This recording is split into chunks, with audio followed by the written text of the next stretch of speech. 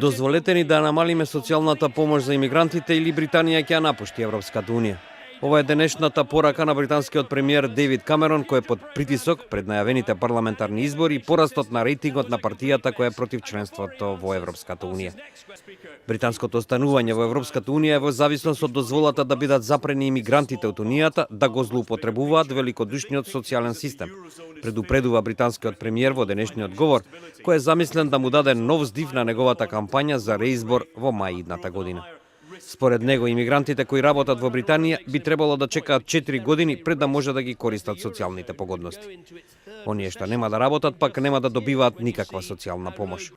Со анкетите кои покажуваат дека британските гласачи најмногу се загрижани од имиграцијата, Камерон е под притисок да преземе подцврста линија во врска со ова прашање.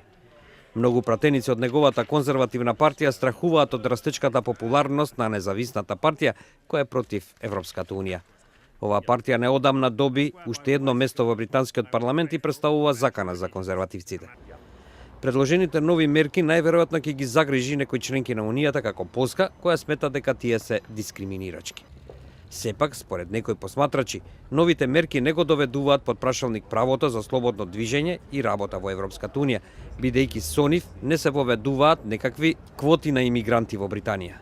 Камерон вети дека ако биде избран, тој ќе почне преговори за преразгледување на британските врски со Европската Унија, а потоа, односно во 2017, ќе организира референдум на кој британците ќе се изјаснуваат дали сакаат да останат или да излезат од Унијата. Ќе преговарам за намалување на имиграцијата од Европската Унија и за реформи во социјалниот систем. Ако успеам, јас ќе заговарам за држување на ова земја во реформирана Европска Унија. Доколку нашите барања не бидат прифатени, ние не ќе можеме нашите односи со Унијата да ги поставиме врз подобра основа и тогаш не исклучувам ништо, наведува Камерон, додавајќи дека би сакал предложените промени да бидат имплементирани од целата Унија.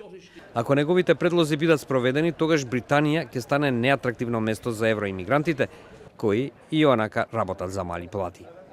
Социјалната помош за децата на овие имигранти кои живеат надвор од Британија ќе биде запрена, а доколку некој имигрант за 6 месеци не може да најде работа, ќе биде принуден да ја напушти земјата. Според сегашните правила, сите граѓани на Европската Унија може да работат каде што сакаат во рамките на Унијата. Секако најприлична е Британија, чија економија е една од најразвиените во Унијата. Според последните податоци, од почетокот на годинава до јуни во Британија се преселиле над 228.000 граѓани од другите земји на Европската Унија. Тоа е најмногу досега.